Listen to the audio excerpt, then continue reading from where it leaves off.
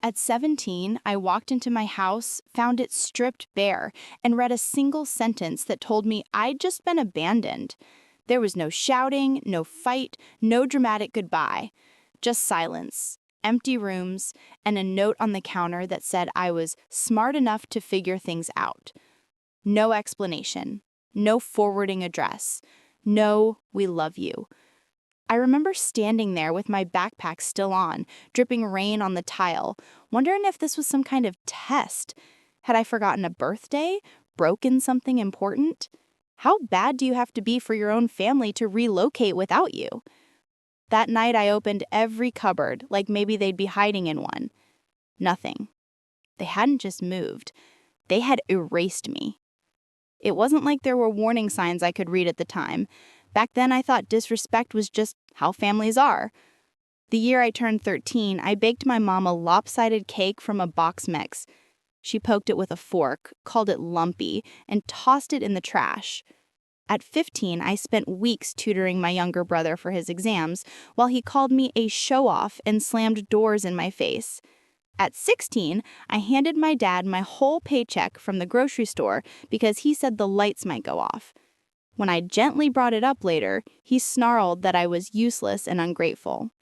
I was always the tool, never the treasure. So maybe I shouldn't have been surprised that when money got tight, I was the line item they deleted. A week after the note, the landlord knocked. Apparently, the lease had been canceled early. I had 7 days to leave or he'd have to call the cops. I nodded like a professional adult, even though I still had algebra homework in my backpack. For 3 nights, I couch surfed with friends, pretending my parents were traveling. By day 4, the polite offers dried up. That's how I ended up renting a tiny storage unit with the last of my savings. I slept on a pile of folded clothes, kept my backpack as a pillow, and prayed no one would notice I stayed after closing. I showered at the YMCA, brushing my teeth in a stall, pretending not to see the looks. Meals were spoonfuls of peanut butter, straight from the jar. I applied for jobs on library computers, refreshing the screen like it could save my life. Isn't it weird how quickly normal disappears? Finally, a night shift spot opened up at a greasy diner. I was underage, I had almost no documents, and looked like I'd slept in a locker because I had. The manager, a woman named Carla with tired eyes and a voice like gravel, sighed and said, "If you show up on time, I pay in cash. You disappear once, you're done." She became the closest thing I had to a guardian. She'd slide me leftover fries at the end of the shift. Once, when I nearly fell asleep mid-order, she pointed at the break room couch and said, "Go, 10 minutes." I woke up 3 hours later with a blanket over me. I clawed my way forward from there. I bought a prepaid phone and took photos of every receipt, studying them like exam notes. At 3 a.m., between refilling ketchup bottles, I watched free videos about budgeting, goal setting, and how not to drown financially. The first year wasn't a glow-up montage. It was survival. Barely. The turning point came disguised as boredom. A regular at the diner complained his office needed old files sorted and shredded. It paid more in 1 day than I made in 2 weeks of tips. I said yes before he finished the sentence. That one gig led to another. I became the person people called when they needed chaos turned into spreadsheets. I wasn't brilliant. I was just consistent, early, and shameless about asking questions. By 22, I was freelancing full-time. By 25, I had an actual consulting business. Me, a folding table, a second-hand laptop, and a plant that tried its best. By 27, I had contractors, an office with my name on the lease, and clients whose logos I'd seen on billboards as a kid. At 29, I opened my banking app and saw 7 digits staring back at me. Not influencer fake, not maxed out credit cards and rented cars, but real money. Savings, investments, no debt, a home that no one could evict me from. I sat on my kitchen floor and sobbed into a takeout box. I had built the safety net I never got to fall into. Through all those years, I heard nothing from my family. No missed calls, no happy birthday texts. They'd vanished so completely it was like I had imagined them. until the internet put my story in front of them. A friend invited me onto her podcast to talk about family estrangement and how I'd rebuilt my life. We recorded in her spare bedroom with a squeaky chair and a borrowed mic. We both thought maybe a few hundred people would listen. Instead, the episode exploded. Hundreds of thousands of plays. Messages flooding my inbox from strangers who said, "You just described my life." Reading those messages was like realizing I'd been locked in a room and suddenly discovering other people had claw marks on the walls too. Then, buried between newsletters and spam, there it was. An email with the subject line that made my hands go numb. "You're still our daughter." It was from my mother. No apology. Just a few chilly paragraphs about how she'd heard my version of events and maybe we could clear the air. As if what happened was a misunderstanding about a late gas bill. A second email followed, this time from my brother Alex. "We miss you. Can we fix this?" I closed the laptop and stared at my reflection in the black screen. Was this what healing looked like? Or was it another trap with better grammar? My therapist, Dr. Lee, had me do something infuriatingly gentle. "Wait," she said. "1 week. Let your nervous system catch up before your inbox decides for you." So I waited. I answered client calls, I worked out, I laughed at dinner with friends, then went home and secretly reread those 2 emails until the words blurred. My mother's message felt like a corporate memo. Alex's was shorter, but there was something warmer there. Or maybe I just wanted to believe that. After 10 days, I wrote back to him first. "It's been 12 years. What changed?" His reply came within an hour. He said listening to the podcast messed him up, in a good way.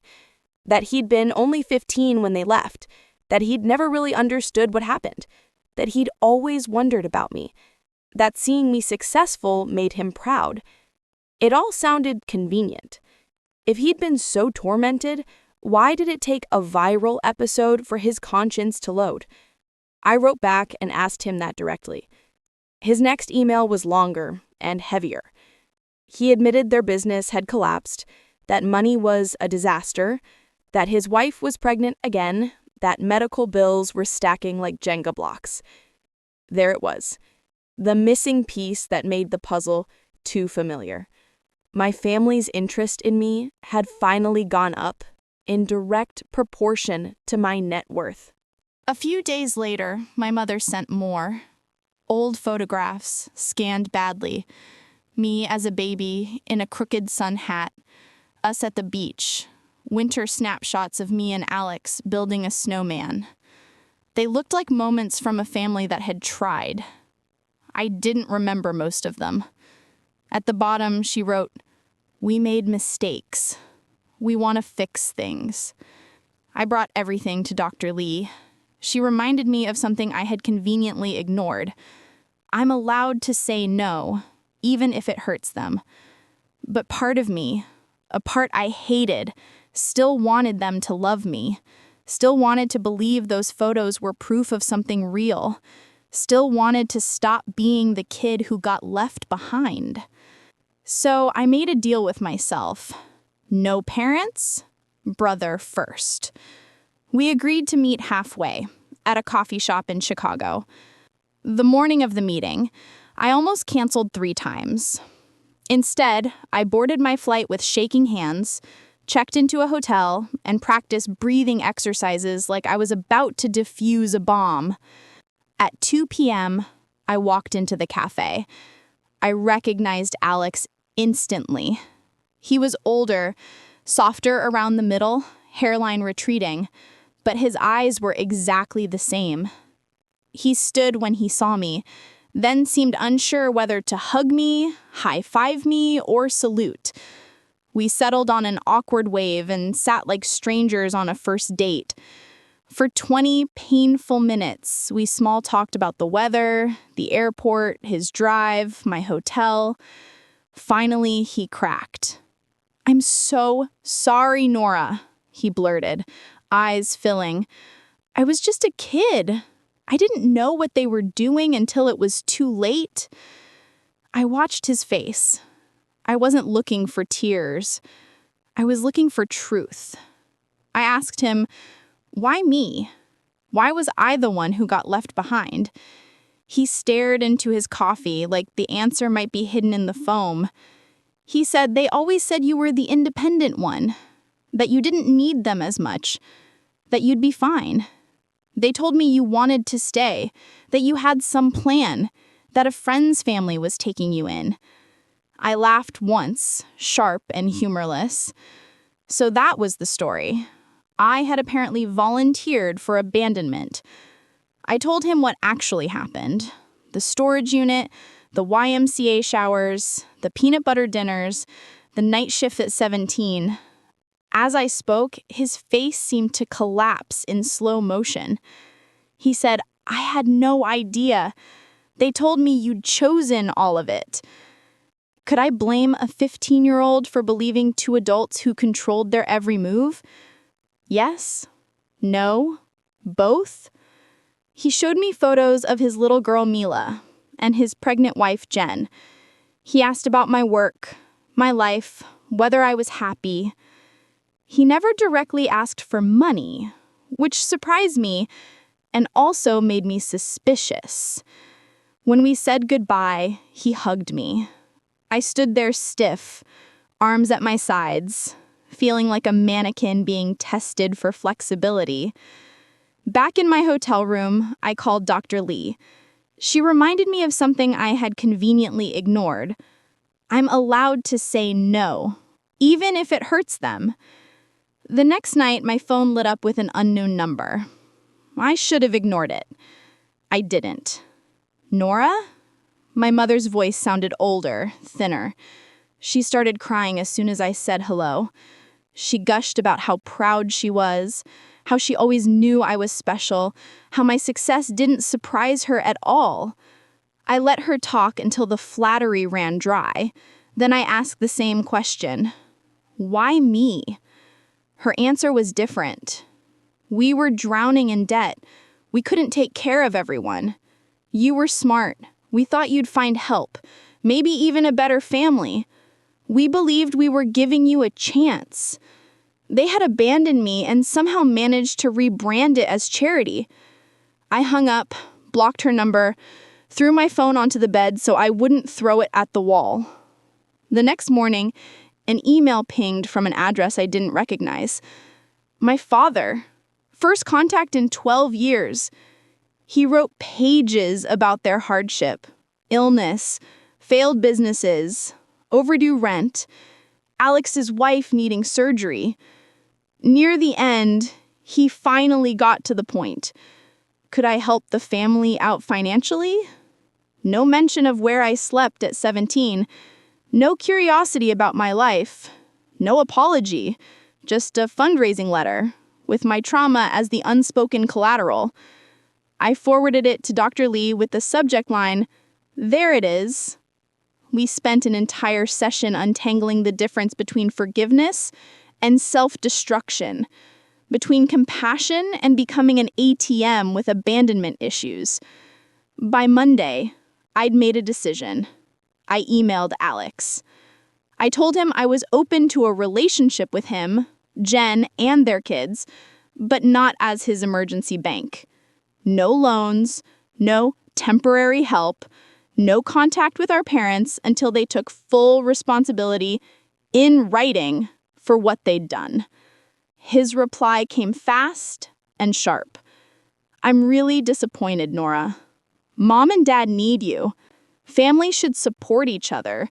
You're being selfish with your success. Every guilt button they installed in me as a kid lit up like a control panel. I didn't answer. Instead, I booked a flight to the other side of the world, texted Dr. Lee, and wrote one word, Bali. For 2 weeks, I walked on beaches, hiked rice terraces, and cried into hotel pillows. Distance didn't fix everything, but it made their voices quieter. When I came home, my inbox was a landfill of messages from my father, each more desperate, each subject line more dramatic. I stopped opening them. Alex texted asking if we could talk. I agreed to a phone call only. He said he'd started therapy too. He sounded softer, less defensive. We talked about work, his daughter, my business, the weather, safe topics. Then he dropped it. Our parents are visiting us next weekend. Would you consider meeting them just for an hour? Public place? I'll be there. I felt my chest fold in on itself. No, Alex, I'm not ready. He pushed a little, then backed off when I went quiet. Dr. Lee and I had an emergency session that night. She asked me something that felt like being punched gently in the soul. Are you scared of them because you hate them, or because you still want them to love you? The answer was the second one, and I hated that. The next day, Alex messaged again. Mom was apparently crying nonstop. Dad was talking about driving to my city anyway. Panic pulsed under my skin. I blocked Alex's number, told my assistant I'd be working from home, had groceries delivered, and turned my apartment into a fortress with scented candles. On Wednesday, the doorman called.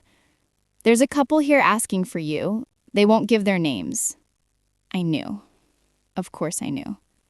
Don't let them up, I said. 5 minutes later, my phone rang. Unknown number. I let it go to voicemail. My father's voice gilled out. Nora, we drove 8 hours to see you. You're being ridiculous.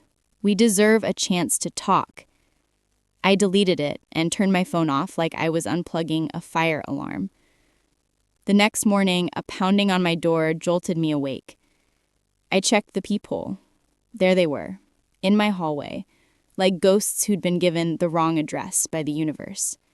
Nora, please, my mother begged through the wood. We just want to talk.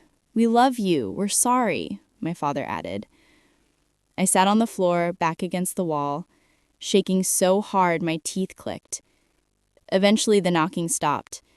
I called building security, made it clear they were never to be allowed up again. Then I called Dr. Lee. She showed up on her lunch break with sandwiches and tissues. None of this is reconciliation, she said. It's harassment dressed in guilt. Later that day, Alex emailed from a new address. He said I'd humiliated our parents, that they were stuck in a cheap motel because of me, that Jen's surgery was coming up and they were hoping once again that I'd step in. I didn't reply. I booked a flight to visit an old friend across the country. Rachel was one of the people who let me crash on her couch when I had nowhere else to go. On my way out, the doorman mentioned an ambulance had picked up an older woman who'd been having chest pains earlier. She'd asked for me by name. I got into my rideshare with guilt clawing at my throat. At the airport, Alex called. Mom had a heart attack. She's in surgery. This is because of you. I hung up and dialed Dr. Lee instead. She said, her heart is her doctor's responsibility. Your responsibility is you. I got on the plane. Rachel was furious on my behalf. They left you to sleep next to cardboard boxes, she said. They don't get to weaponize their arteries now. When my father emailed again, he said Mom had a stent placed, was stable, and asking for me. Don't you think you've punished us enough? He wrote. The flowers waiting outside my apartment when I flew home said the same thing in petals. Please call us. We're nearby. I dropped them down the trash chute without reading the note twice. Then came the twist I didn't see coming. My doorman rang again. There's a young woman here asking for you. She has a kid with her, says she's your sister-in-law. I hesitated. If I hid forever, they'd keep inventing new ways to reach me. Send her up, I said. The woman who knocked on my door looked exhausted. Dark circles, messy bun, a sleeping toddler perched on her shoulder like a tiny, trusting parrot. I'm Jen, she said quietly. Alex's wife. She came alone. No parents, no Alex. She laid her daughter, Mila, on my couch and tucked a blanket around her. Then she sat at my kitchen table with her hands around a glass of water, like it was the only solid thing in the room. I only found out the truth about you 3 years ago, she admitted. Alex told me you'd run away at 17, cut us off. I always thought something felt off, but I didn't push. Then she heard the podcast. She confronted Alex. Eventually, the full story came out. I'm horrified by what they did to you, she said. I pushed him to reach out, but I had no idea they were going to hit you up for money. I'm angry about that. I do need surgery, but we have insurance. Your parents are the ones drowning, not us. She pulled out her phone and showed me social media posts from years before. My mother asking for prayers to find her troubled daughter who ran away. My father claiming I'd taken her savings and disappeared. Posts about hiring private investigators, checking shelters, never giving up. All carefully staged performances. All from years after they'd driven away without me. It was like watching someone forge my life with sentimental captions. They lied to everyone, Jen said. And when I threatened to tell the rest of the family, they finally admitted what they did. They're desperate now because your story is public and their version is cracking. Mila woke up then, big eyes blinking at me. This is your aunt, she said softly. If she wants to be. I had to look away. Some part of me that had frozen at 17 thawed just enough to hurt again. After they left, I sat alone in my apartment, phone in hand, not sure who to call first. Dr. Lee got the full recap. She wasn't surprised. She said, people who hurt others for years rarely tell the same story. They curate whatever keeps them the victim. That night, my father sent a different kind of email. No more begging. This one was all teeth. He accused me of lying online, threatened to sue for defamation, said he had proof I'd stolen from them, said he'd talk to the press if I didn't pull the podcast and apologize publicly. I forwarded it to Dr. Lee and to a lawyer my friend recommended, a calm man named Marcus. He said, this is mostly bluster. Truth is your shield. Save everything. Don't respond. If they actually file, we handle it. People who plan real lawsuits don't usually announce them like movie trailers. A day later, Alex called again. I let it go to voicemail. He sounded terrified. He said, Jen told me she went to see you. My parents are furious. They're saying awful things about her now. I'm scared they're going to do something stupid. Please call me back on her phone, not mine. I called Marcus instead. He suggested a meeting, me, Alex, and Jen, with him present in a public place. He said, information is power, and right now they're using confusion as a weapon. We met at a restaurant near his office. Alex and Jen looked like they aged 10 years and 10 days. Jen had a fading bruise on her arm she kept trying to hide. Marcus introduced himself, and we all sat. The story they told was worse than I had imagined. My parents had been living off Alex for years. They moved in and out of his house, called every bill an emergency, watched Mila while criticizing Jen's cooking and parenting.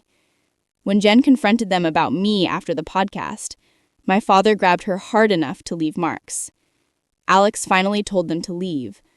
Since then, they'd been calling nonstop, showing up at his work, knocking on doors at odd hours. Marcus started asking crucial questions. Bank accounts, house keys, passwords. Turned out my father was still on Alex's account from college. They'd signed for his mortgage. They had spare keys and knew every security question answer by heart.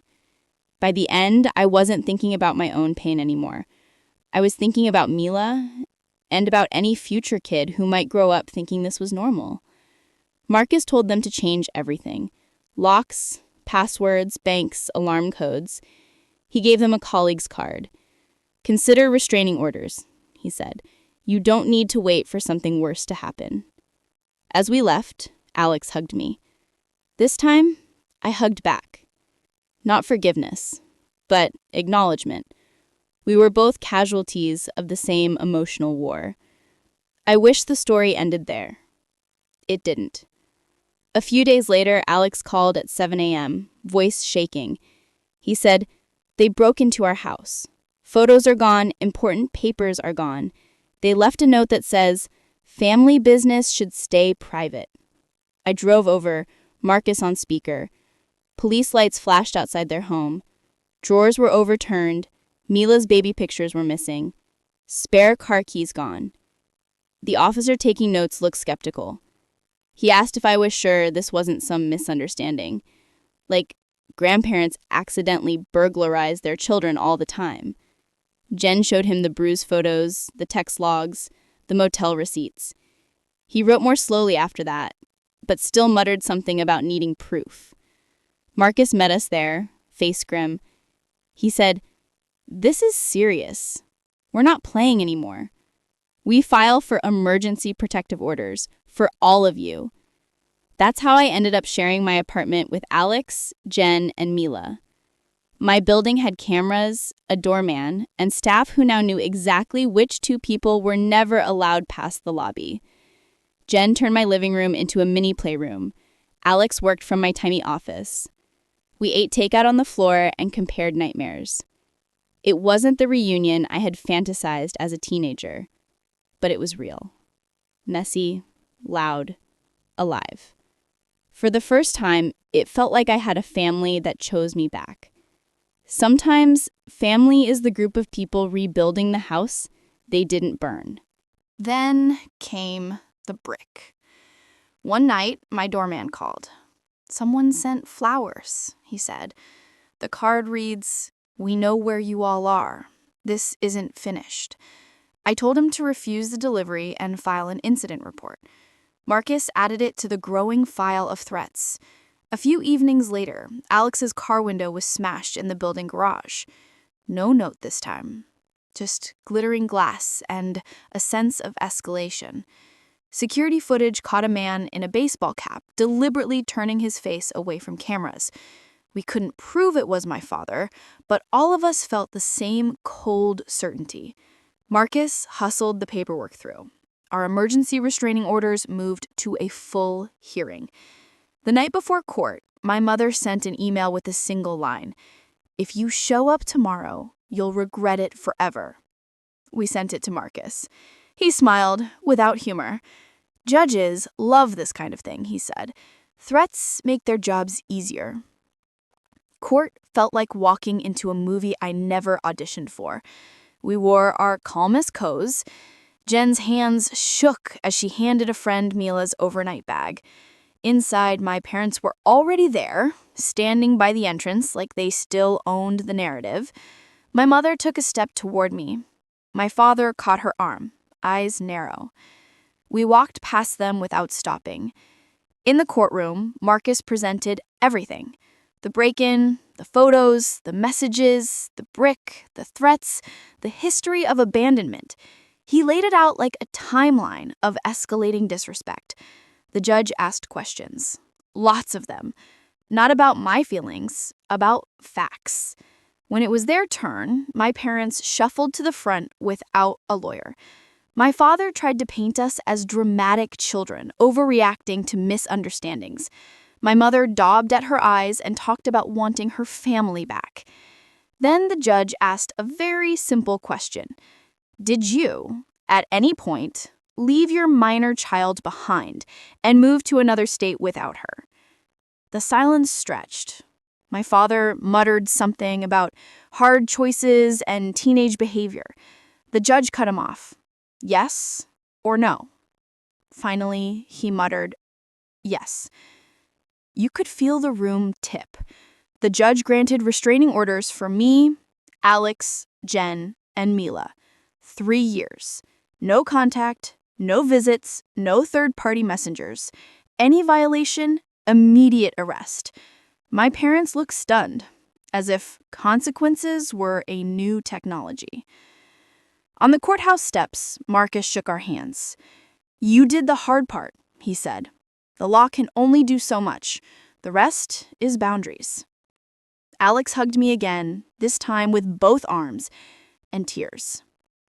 I'm sorry, he whispered, for not seeing sooner, for believing them, for all of it.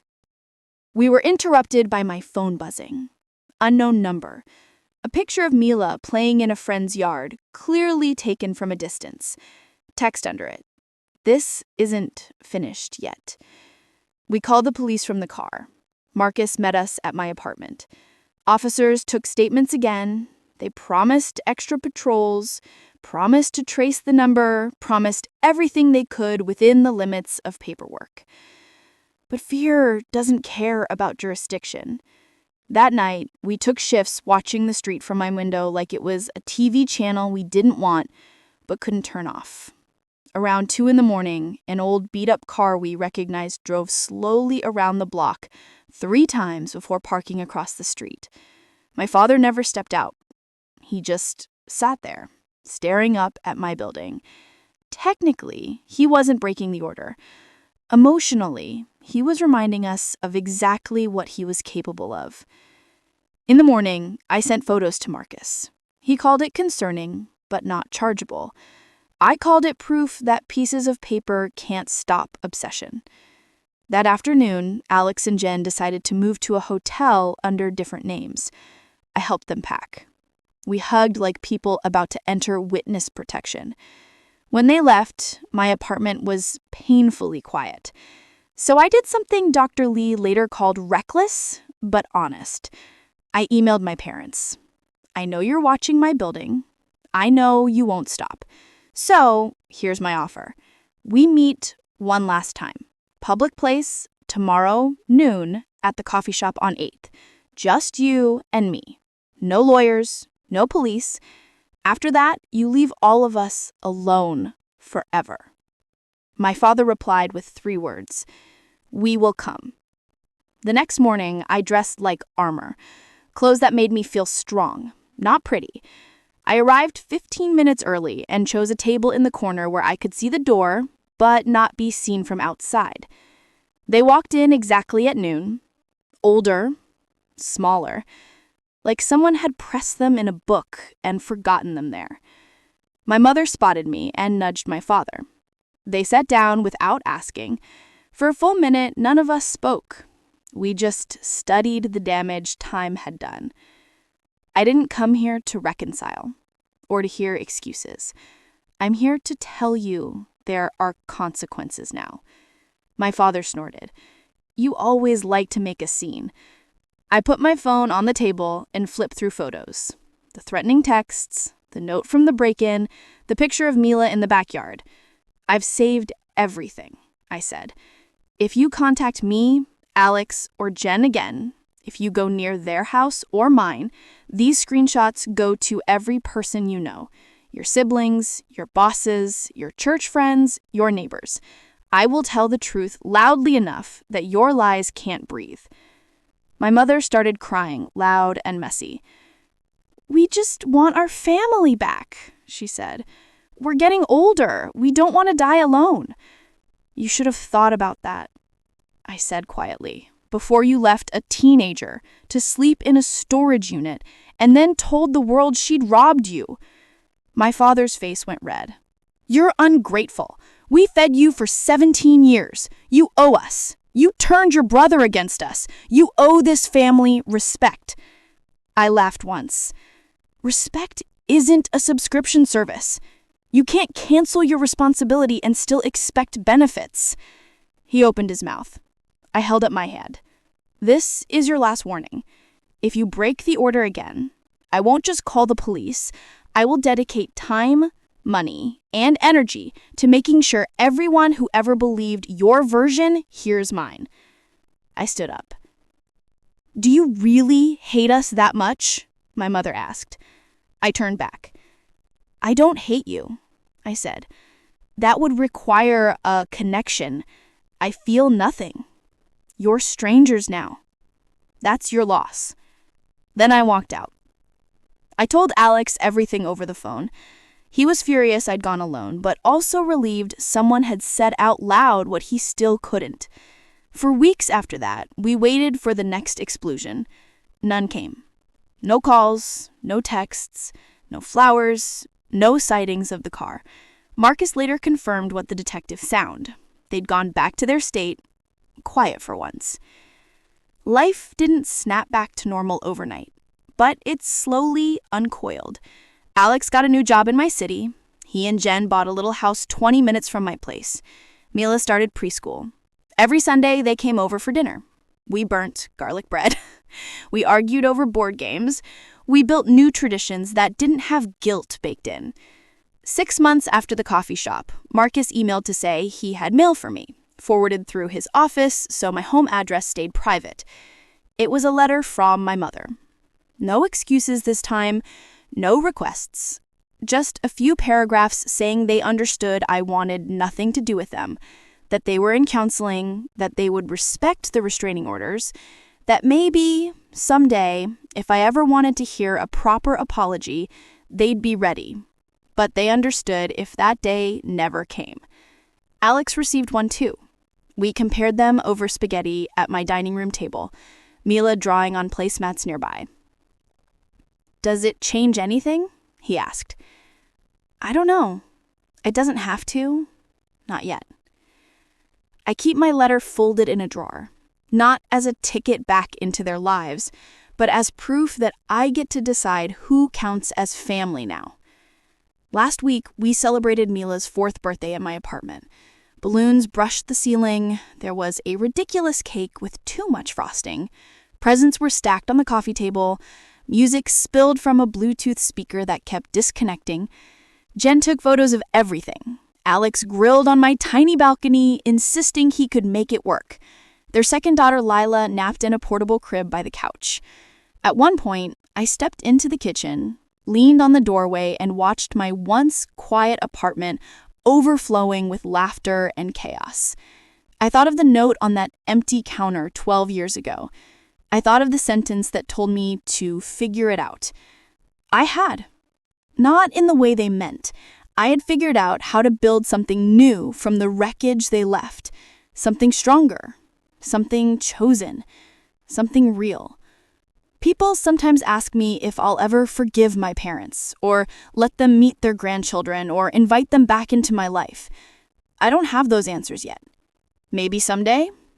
Maybe never. What I do know is this. I am no longer defined